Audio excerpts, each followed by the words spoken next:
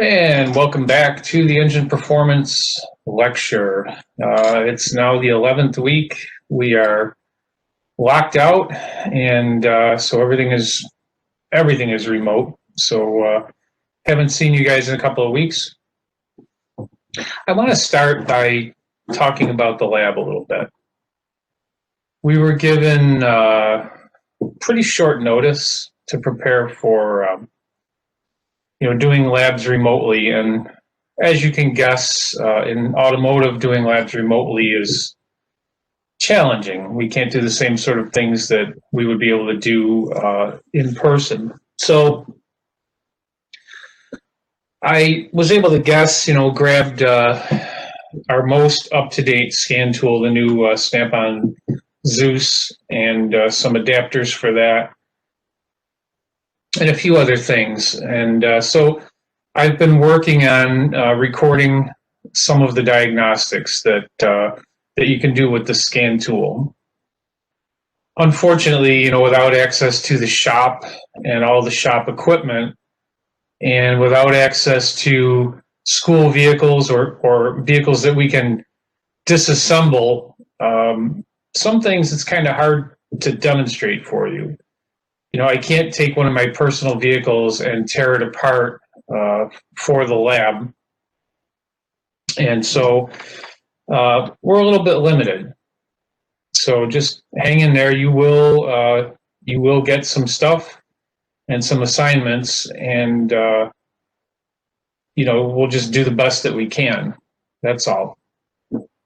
So when we last met, so to speak, in other words, the last video, the week 10 video, we were talking about diagnostics. So I want to get back to that and continue on. We were at a particular part or point in a slideshow, and we'll move on from there. But some things I've looked at in the intervening week, some things on ALLDATA that I want to show you first, because it kind of follows up with what we were talking about. We had talked about making sure to identify the customer concern and come up with a symptom that we're trying to fix. And so a lot of times, the symptom is, well, I have a check engine light. And so you're going to wind up with a diagnostic trouble code. That's going to bring you into some sort of diagnostic routine that you're going to follow. What I want to show you on ALLDATA now is some general diagnosis, some general engine diagnosis stuff.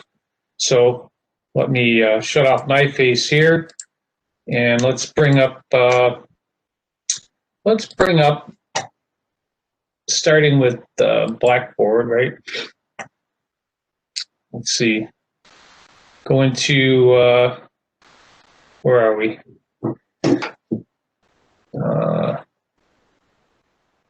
Where are lessons? Nope. Go into the course. I have no idea what happened to lessons.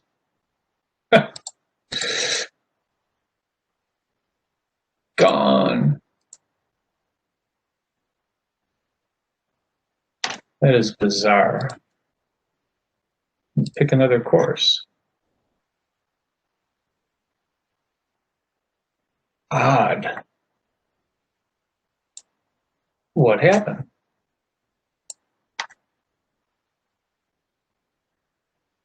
They're there for a second. There we go. All right. Sorry about that. So under lessons, we have, obviously you don't see this test anymore. I do. We have our 10th lecture we just did, and we were down in module 3, which is down at the bottom here, and we were looking at the slides. And the slide we were on, give it just a minute. The slide we were on,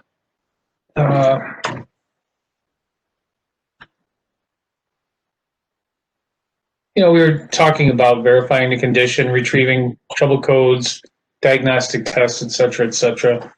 And so we were here, this list of tests that we can do. And we were about to starting with talking about fuel trim. But something else I wanted to show you, here I brought up a 2018 Ford Explorer because in the lab video you'll see this is one of the vehicles I use for the lab. And under engine, if I go down here to initial inspection and diagnostic overview, diagnosis and testing, it says refer to engine for basic mechanical concerns, right? 303-000. So I'm going to click on that. And it kind of runs us through the same sort of thing that I talked about as far as verifying the concern, doing a visual inspection, and on, you know, using a scan tool, making sure that the scan tool can talk to the vehicle, retrieving diagnostic trouble codes, etc. So some of the things that I just thought were kind of humorous is when we talk about engine noises. So when we get down to that, I just want to show you some of those. It's actually kind of funny. But here's a list of different symptoms, right? Difficulty starting, you know, some of the possible sources and what to do about it, right? And we get down to poor idling. We have engine runs rough, excessive oil consumption, oil in the coolant, coolant in the oil, insufficient power, and, you know, all the different things that could cause that, right? Black smoke, blue smoke, white smoke. This is really kind of just kind of funny. Some of the different noises. This is noise, vibration, and harshness concerns, right? NVH. And so we have rattle, right? Whine / moan, clunk, drone, drumming, rattle, moaning, whine, clunk. But then it starts to get kind of funny. And I don't know how to describe every one of these sounds, you know. So we have hooting.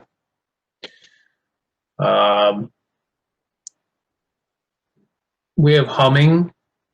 We have whining, whistling, right?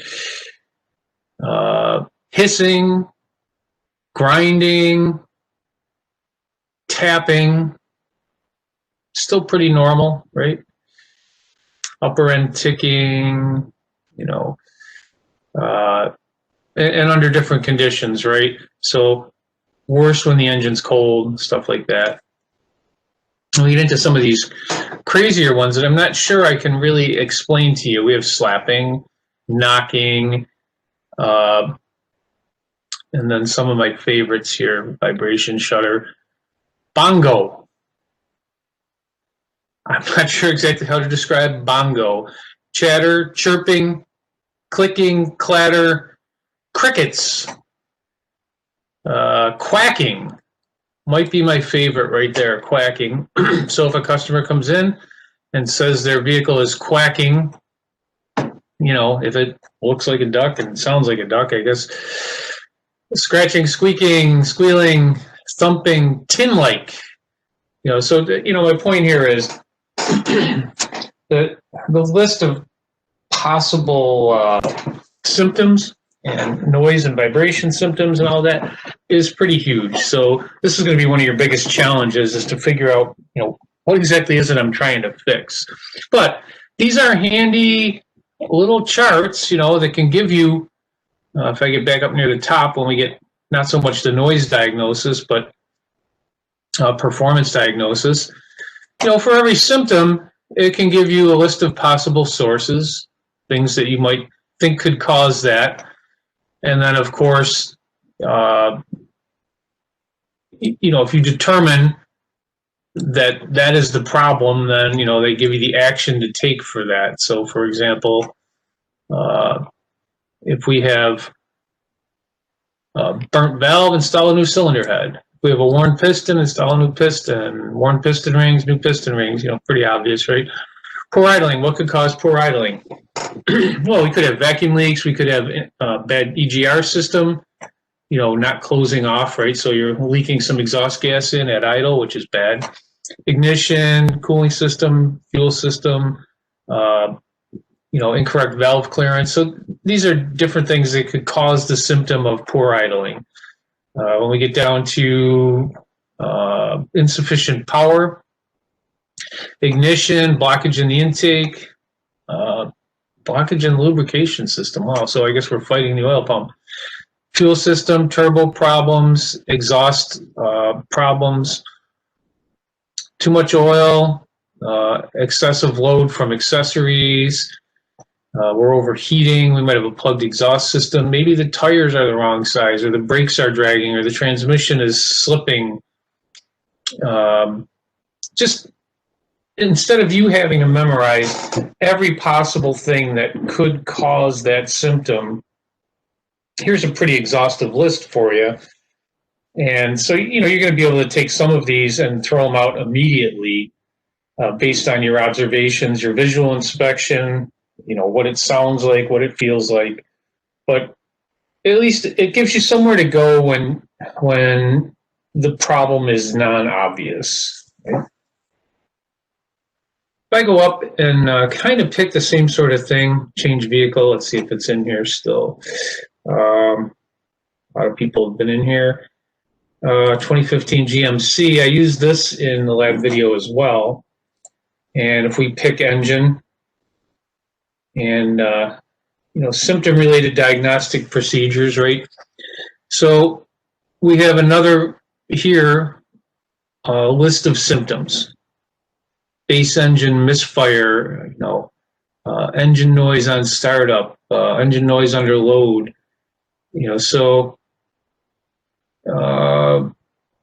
engine misfire with excessive oil consumption. Here's possible causes, here's the correction, right? So they do it a little bit different. We do component tests and general diagnostics here, right? Here's something we'll actually do in the lab, cylinder deactivation system test. We'll talk about this though when I do the lab video for it. It's something I can do with a scan tool without taking the vehicle apart. But again, when you look at testing and inspection, we can have a list of symptoms or specific tests that we can do. Or of course, if we have a diagnostic trouble code, then we're just take a P code and obviously whatever that code is, and let's go down to a misfire of some sort.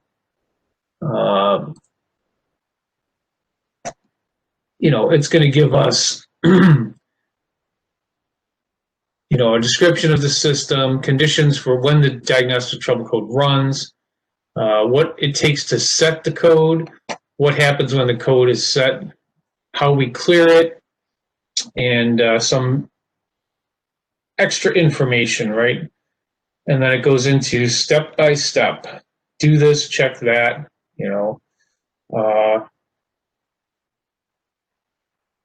step by step, just following us through.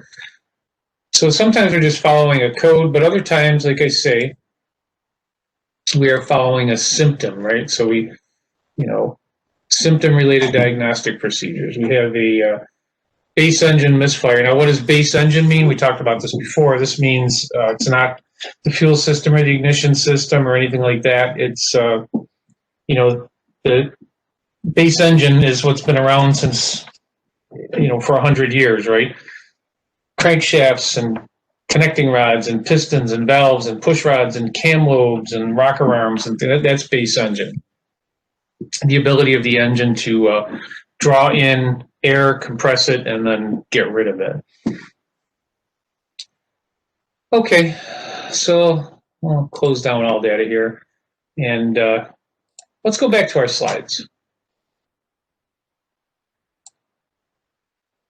So the tests we want to go through, and this is not an exhaustive list, right? We may think of other things as we go. Fuel trim, so that's strictly a scan tool thing. That's something I can demo for you in the lab videos, right? Fuel pressure, unfortunately, I do not have the equipment at home to demo this test, so hopefully we get back into the shop before the semester ends, or maybe you get it in the fuel and emissions class. Vacuum testing, I know we did a worksheet on this already, so I'll just talk about that. I know we did compression and cylinder leakage. We haven't really done timing advanced cylinder balance or injector balance. So I have, as part of my lab video, the cylinder balance, that which you can do with a scan tool, did that on the Ford, so you'll get to look at that. But we'll talk about it in the lecture as well. So let's start. Let's start with fuel trim, all right? We can't really talk about fuel trim diagnosis until we talk about what fuel trim is. So let me go back to just talking to you for a minute.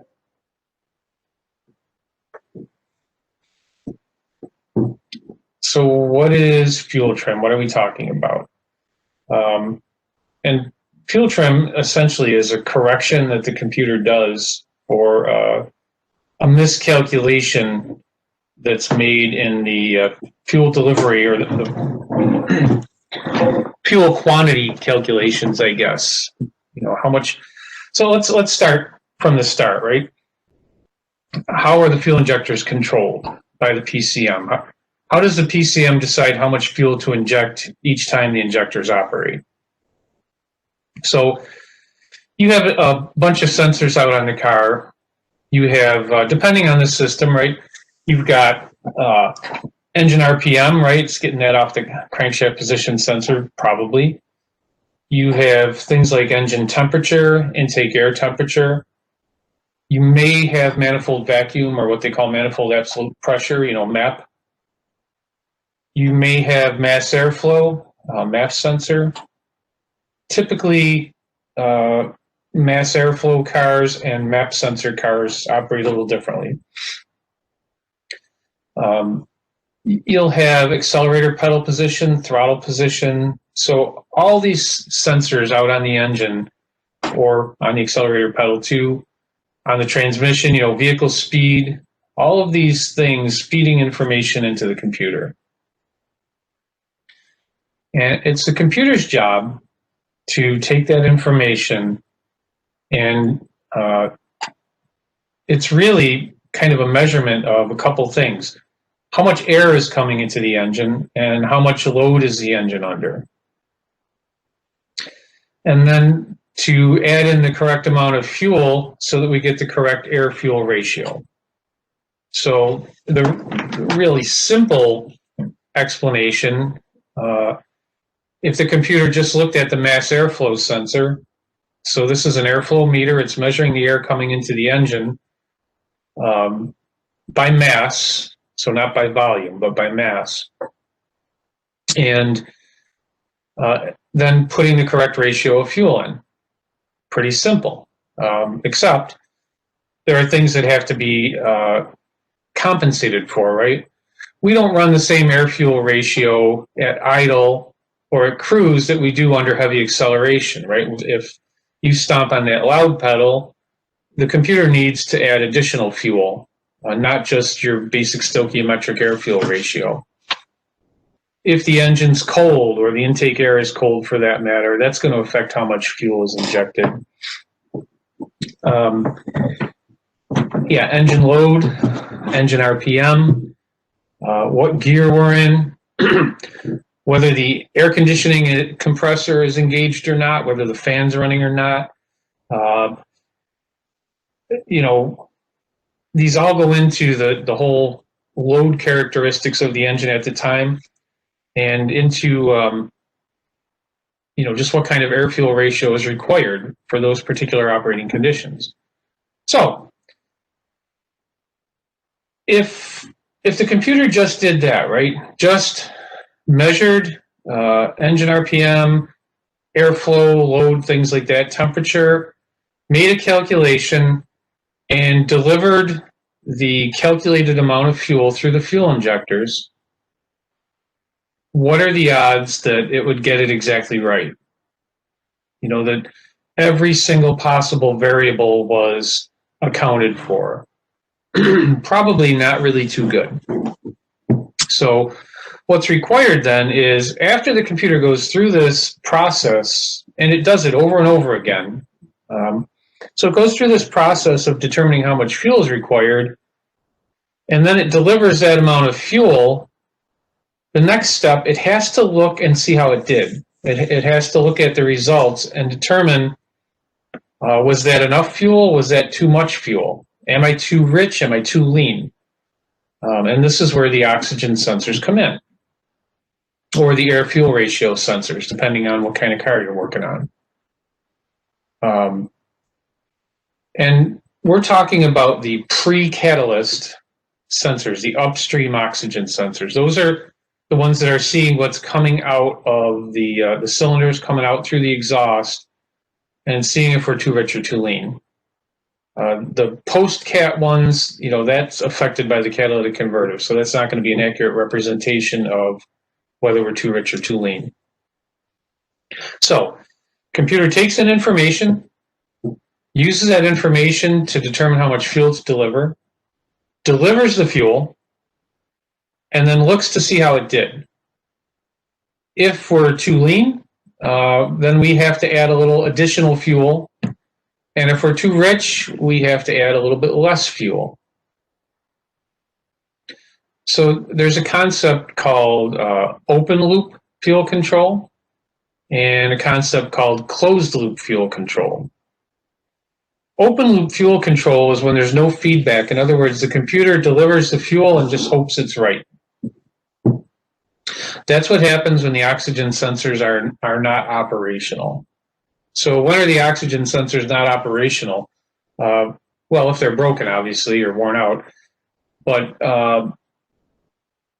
even on a perfectly functional car, when you first start an engine up from cold, the oxygen sensors aren't working yet. So we are in open loop fuel control.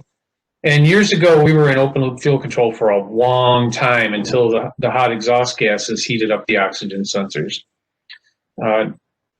Now, for the last probably 20 years, you know, that we have heated oxygen sensors. So what happens is as soon as the vehicle starts running, within a very short period of time, you know, less than half a minute probably nowadays, those electric heaters have gotten the oxygen sensors hot enough that they're functioning. And once they're functioning, then they can start providing feedback to the computer.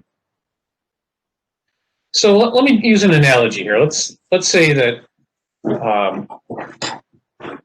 open loop fuel control would be like this. An open loop system, let me use the heating of this room that I'm in, all right? We can know the cubic, cubic footage, how many cubic feet of air are in this room.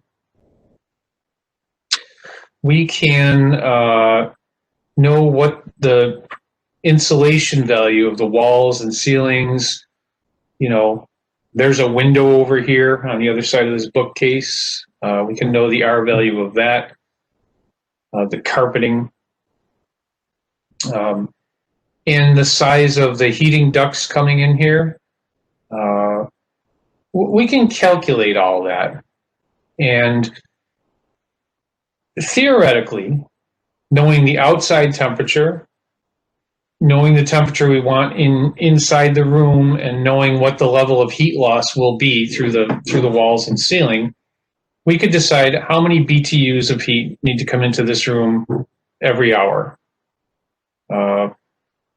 And so if we're going to lose, 10,000 BTUs, then we need to add 10,000 BTUs in order to keep the room temperature the same. And if our calculation is absolutely perfect, this room temperature will stay the same. Now, what happens if this light bulb burns out?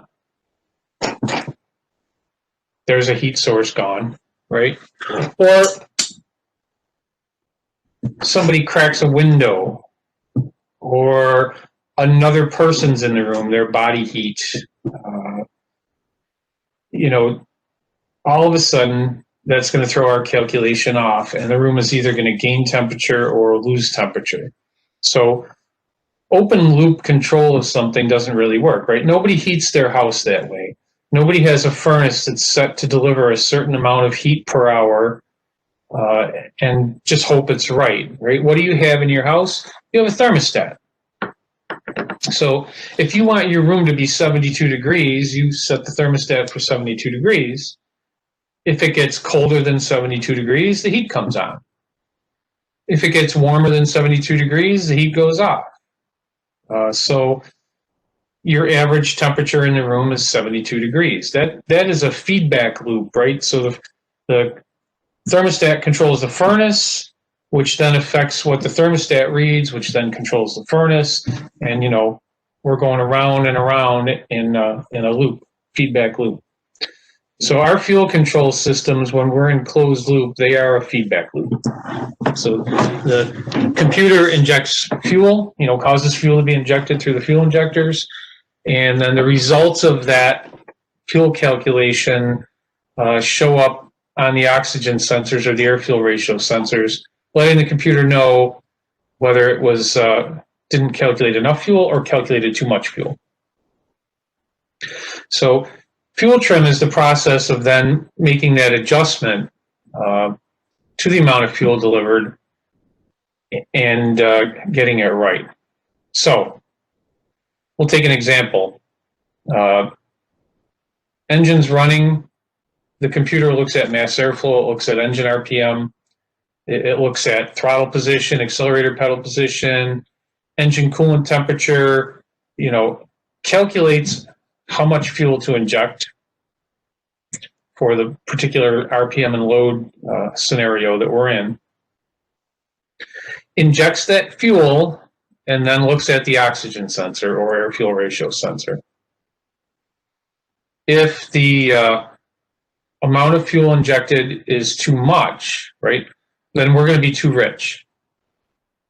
What will the computer's response be? Well, the computer then will apply a negative fuel trim number to the calculation. So the next time the computer figures out how much fuel to inject, which is only milliseconds later, right?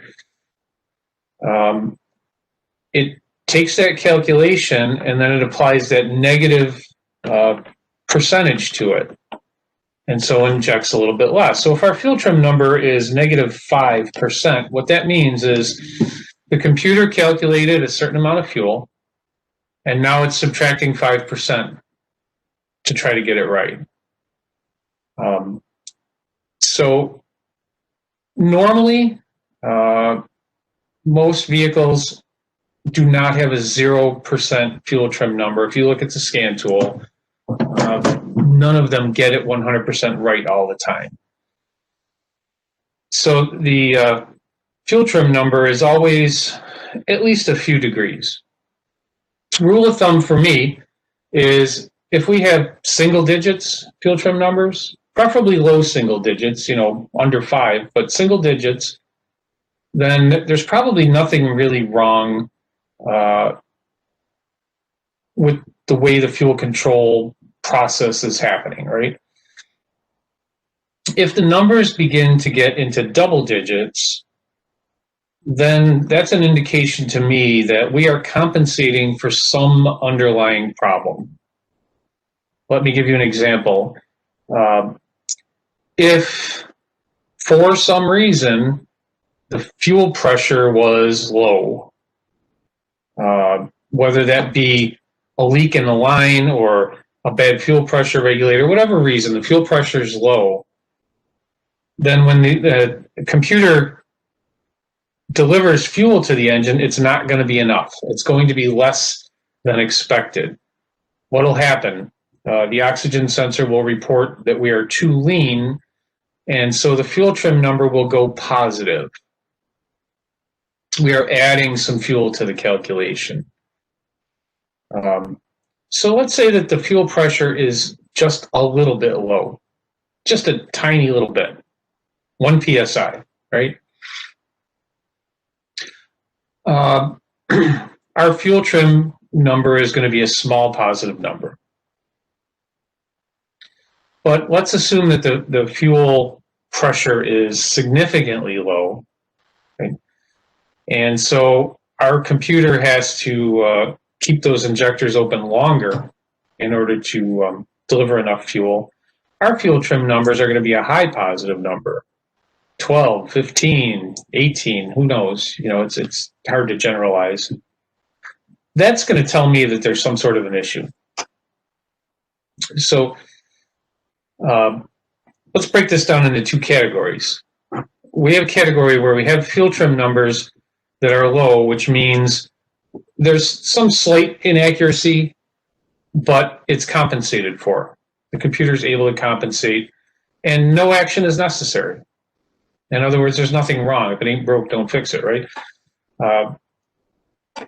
The vehicle is running at the correct air-fuel ratio. It's being corrected by the fuel trim, and it's running at the correct air-fuel ratio. Now let's take situation B, where the problem is so severe that the computer keeps adding fuel, trying to get our oxygen sensors to read correctly, and regardless of how much it adds, we're still lean. So it's unable to compensate for the problem just by simply increasing fuel delivery. At some point, it'll give up, and it'll set a code saying that, you know, either that the fuel trim or the adaptation or adapt, you know, has reached its maximum, or it'll give us a P0171, you know, lean code or something like that. What that tells you, if you see that code, is, hey, there's something enough wrong, right? Significant enough that the computer gave up trying to compensate for it and just flagged it as a serious problem. So we have basically compensated and uncompensated, you know. Take this into like the first aid world, right? Talk about maybe being cold, right? So you get a little bit cold, you're outside, you didn't wear enough, maybe you shiver a little bit, right? And that shivering generates enough heat that keeps you from freezing to death. So everything's good, right? If the shivering doesn't work, then, you know, it stops. And you're in this uncompensated hypothermia sort of situation where if something's not done about it, you're going to die. Not good, right? So the uncompensated, you know, fuel delivery problem, eventually the engine's going to give up, or the computer's going to give up and say, look, I tried adding a little more fuel, and I tried adding a little more than that, and a little more than that, and we're still too lean. So we're just gonna put the check engine light on and get this vehicle looked at.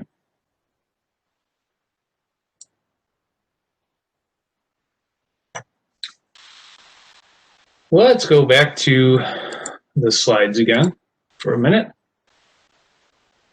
and we'll talk about this. Get rid of my video.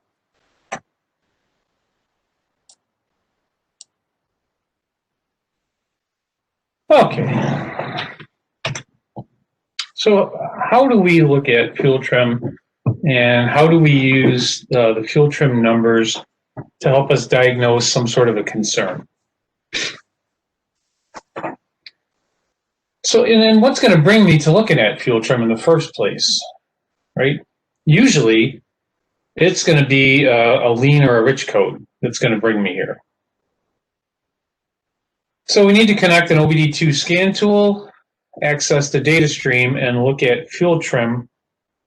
And you're going to see two numbers for that. Well, you may see four numbers, all right? You're going to see short-term fuel trim, and you're going to see long-term fuel trim. Ooh, that's a nasty number, or neat. Let's see here. So we're going to have what you might possibly see as short-term fuel trim, long-term fuel trim. And they will be in a percentage. That's how it'll be listed.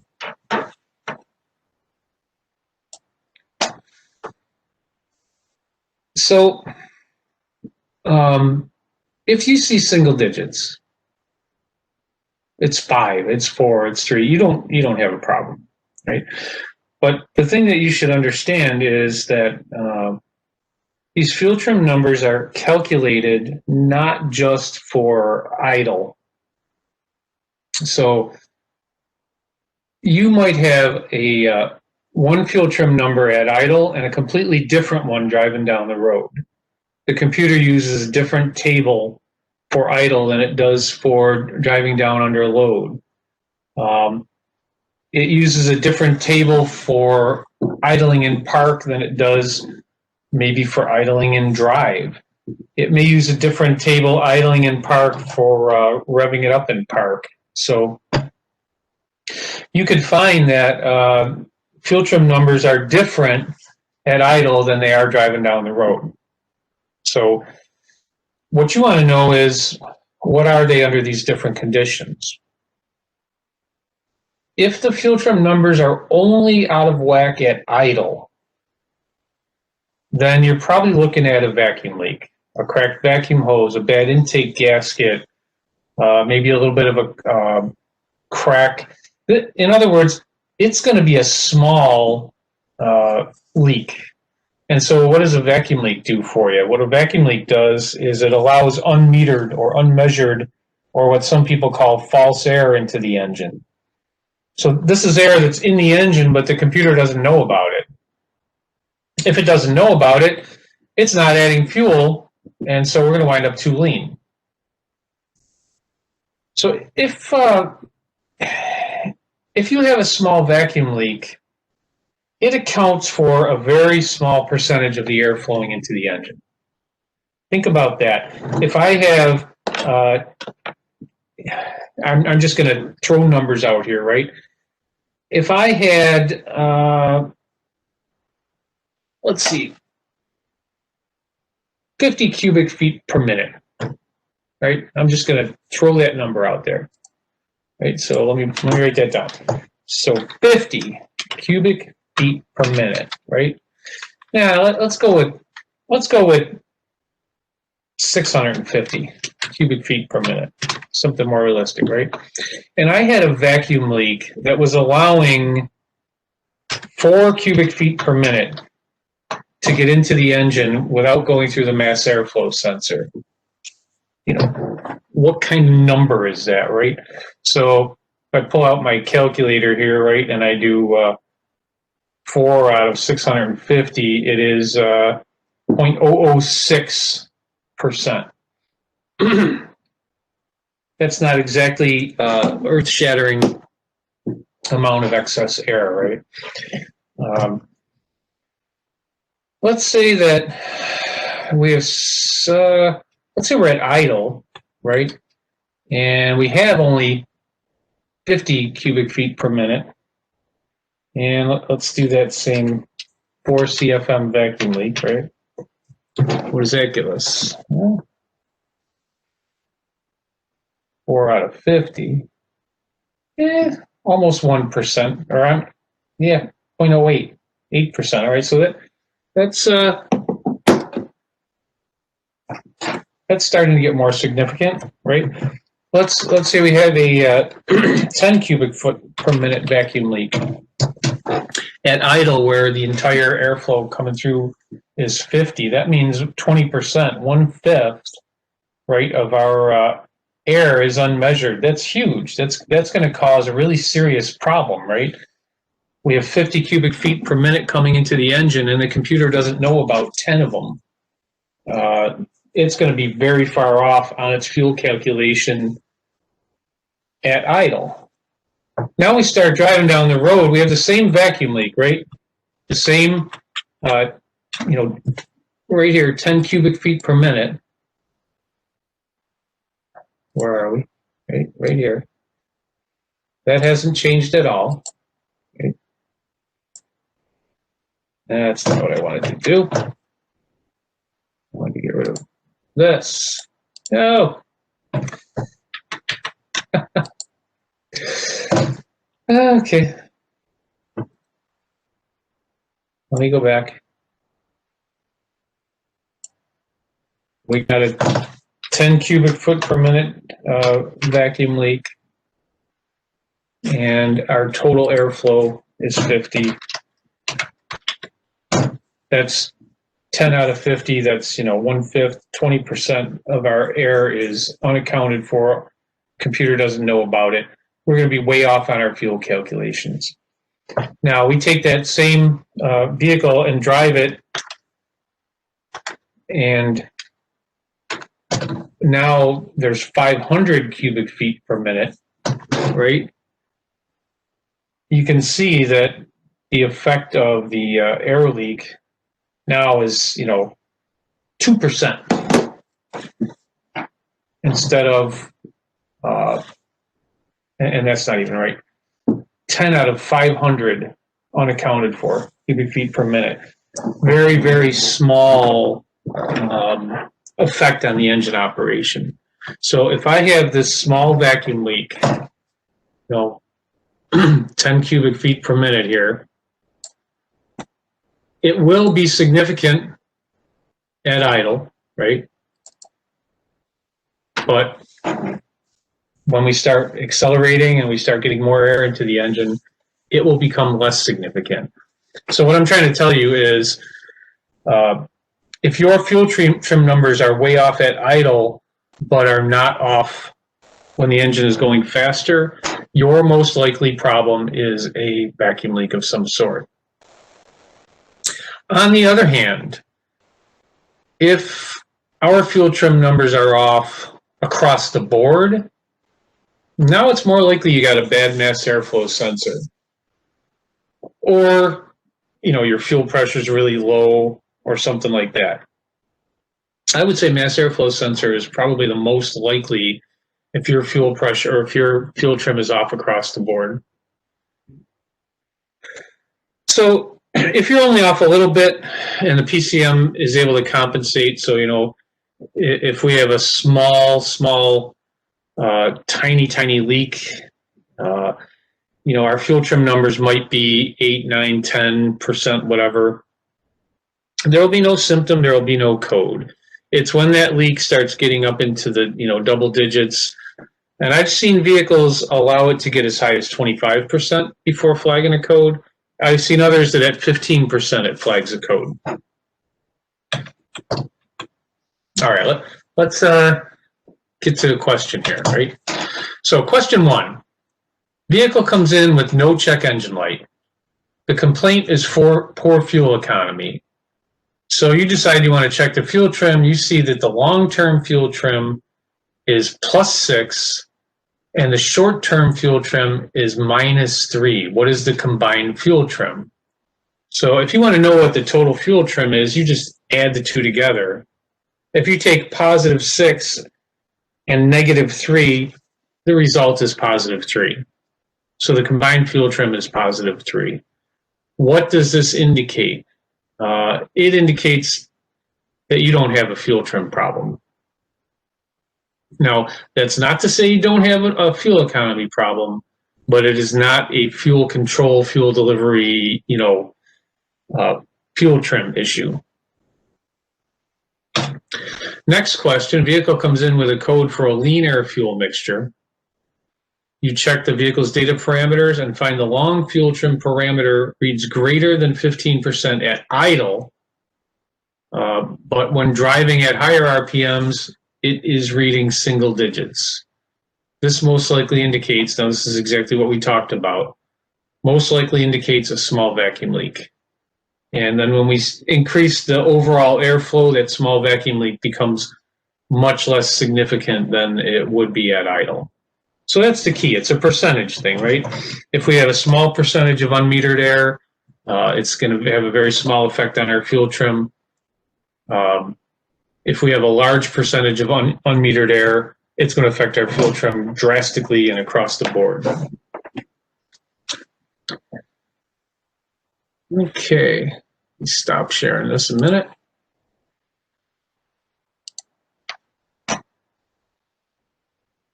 And it'll turn me back on here, right? So I know, fuel trim is, for some reason, it's an issue that confuses people a lot. But the thing is, it's one data point, one thing that we can use to see, is the computer able to accurately control the air-fuel mixture? Or are things too far out of whack that the computer has to give up and get you to look at it, right? So if you don't have a code, you probably don't have a fuel trim problem, but that doesn't mean, you could have a small vacuum leak, so there is something wrong with the car, right? Technically, there's something wrong with it. But if it's small enough that the computer is able to compensate with fuel trim, it will have no effect on the engine's operation. It won't have any drivability symptoms, and it won't cause a code. So that's important to realize. Okay, to wrap things up, let me share with you, let's see, an all data screen. And let me turn my video off.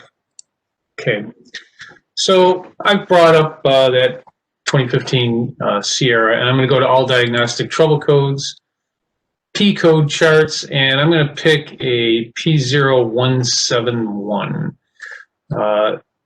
So you'll see that P0171 is fuel trim system lean bank 1, and then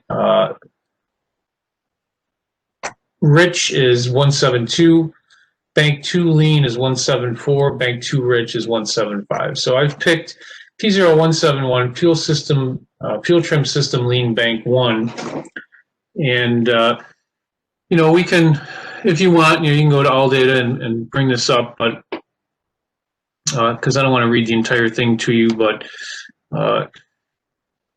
there are conditions that need to be met in order to even run this diagnostic, right? So there's a whole list of diagnostic trouble codes that it says can't be set. And if you look, essentially, any of these would eliminate the closed loop fuel control system probably from even working, right? And can't be in the middle of an evap leak test or catalyst monitor test, or so these are things that would throw off fuel trim numbers, right? We got to have certain intake and engine coolant temperatures and map and speed and mass airflow readings and how much fuel there is. So it runs continuously as long as all those conditions have been met. Now that seems like a lot of conditions, but when you think about it, most of the time when you're driving your vehicle, you don't have any of these codes, right?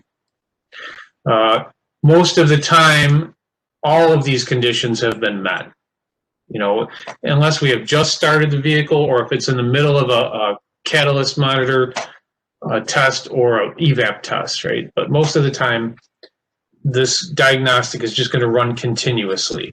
So what are the conditions for actually setting the code? If the average long-term fuel trim weighted average value is greater or less than a calibrated value. If it's present for approximately 3 minutes. So you're not going to get a code as soon as the fuel trim goes above or below a certain value, right? This test is going to be running all the time. And if it sees the fuel trim out of whack for 3 minutes, then it knows there's a real problem. There's all kinds of things that could temporarily throw the fuel trim off.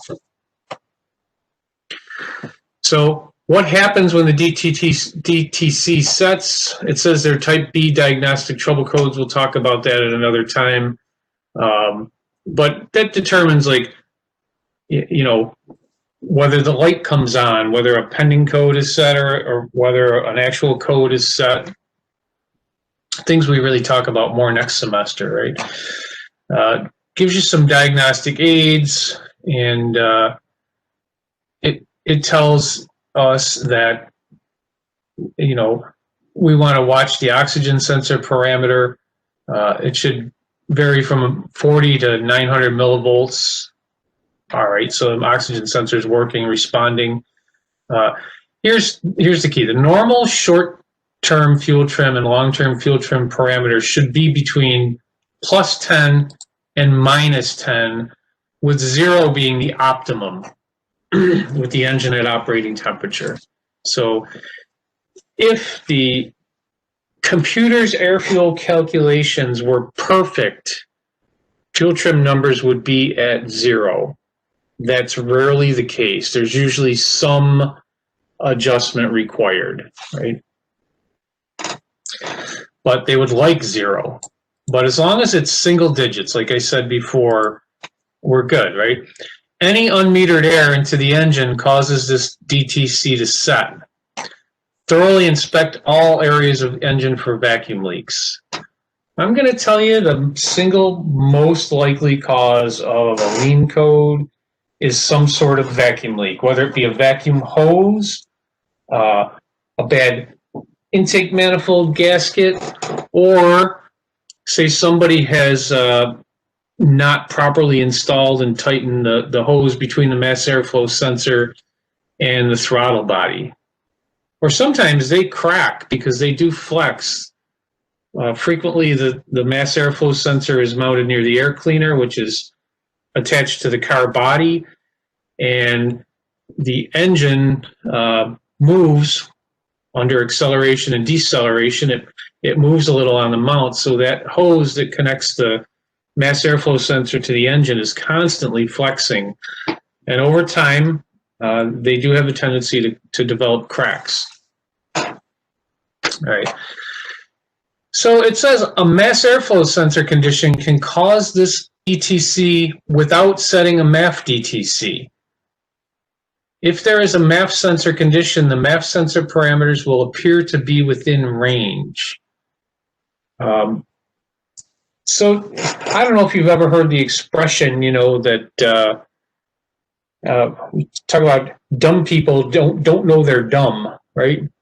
Or stupid people don't know they're stupid. Well, mass airflow sensor that's reading incorrectly doesn't necessarily know it's reading incorrectly.